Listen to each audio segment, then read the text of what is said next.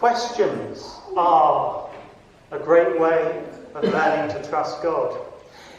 If you think about it, when you ask a question, you are embarking on a journey without knowing the answers. Obvious, isn't it? Some people think they know all the answers, so they won't ask the questions. That's not trust. It takes a lot of trust to actually ask the big questions. It takes trust to ask the big questions of the Bible. There's a difference, I think, between a belief system and trusting God. There's a danger for us as Christians that we can think faith is about, I believe that, I believe that, I believe that, I believe that. Head, head, head, head, head. Therefore I am sound. Whereas I actually think God is more often asking us to trust Him and step out in faith, learning to love with the little knowledge that we know. There's a difference between a belief system and trust in God. Sometimes people so rigidly hold on to a belief system that actually it has nothing to do with trust. It has more to do with fear. They are too scared, I believe. And I've been there too, to ask the big questions.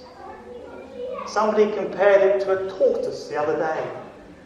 We can be like a tortoise who has this stuff in the head and then we retreat into the shell, all very protected with our belief system. Or we can be like the tortoise that has its head out, basking in the sun.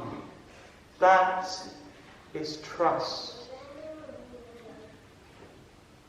Keep asking questions. Trust God enough to keep asking questions about what you've been taught, about what you are being taught.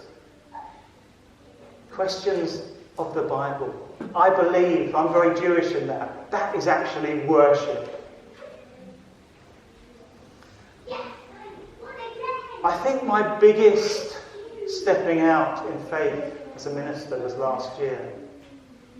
And after wrestling for 15 years or more with LGBT matters and wrestling with the Bible and being very frustrated on my sabbatical 3 years ago, give me a sign and I'll trust you.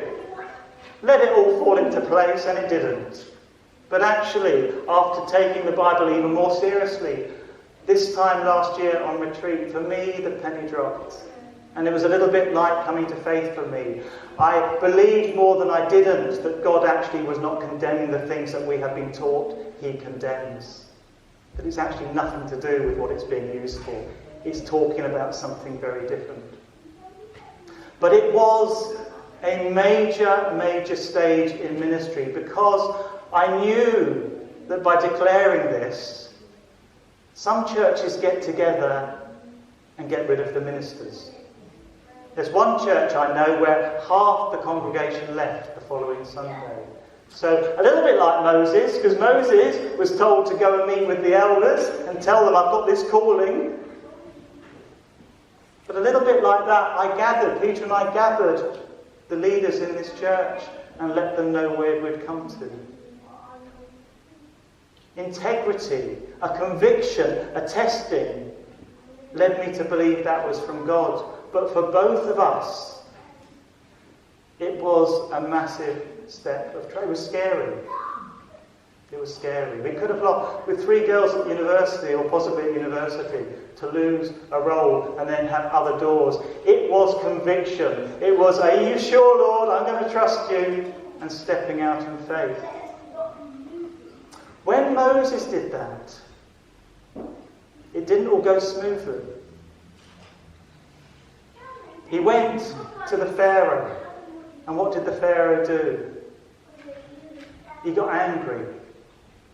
And he said, yes, you Hebrews, you're making all these bricks, but now you have to gather the materials, the straw you need for those bricks.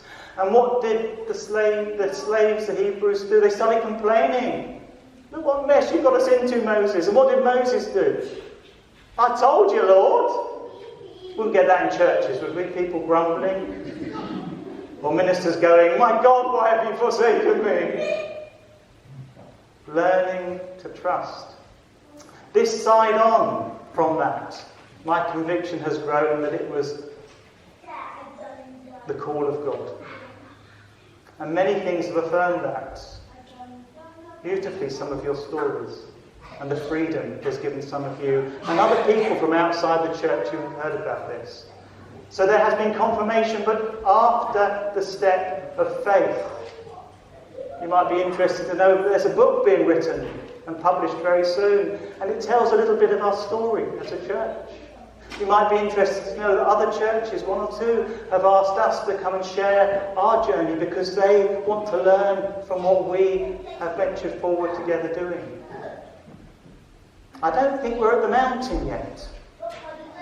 Moses would know when they brought the people to the mountain. I think we're well on our way, but this is my conviction. It grew as I was preparing to talk today, is that we are going to get to the mountain.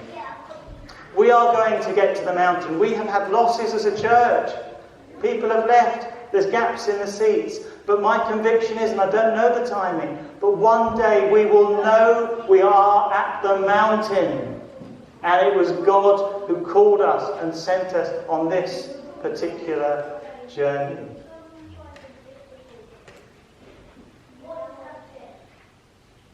How trusting are you? For the church, but for yourself as well. Do you want to learn to trust more and more? Do you want to learn to trust? Because the way we trust is by doing, testing, and then stepping out and doing. As I closed last week, I said this from my heart, having taken Ruth's funeral a few days beforehand.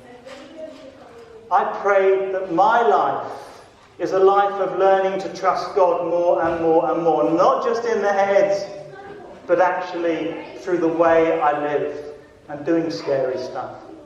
My prayer is that at the end of my life, that muscle will be strong. And that's my same prayer for you. Katie and I had a glass of wine in the garden yesterday, and we were talking about Andy. And Kate said to me, "He knows now. He knows." After walking a life of faith in his early 50s, he now knows. Think about it. We often say, "Give me a sign and I will trust you." And God says, "Trust me and I will give you a sign." The ultimate sign, the ultimate mountain, is when we get to meet Jesus face to face. Then we will know, as we are fully known.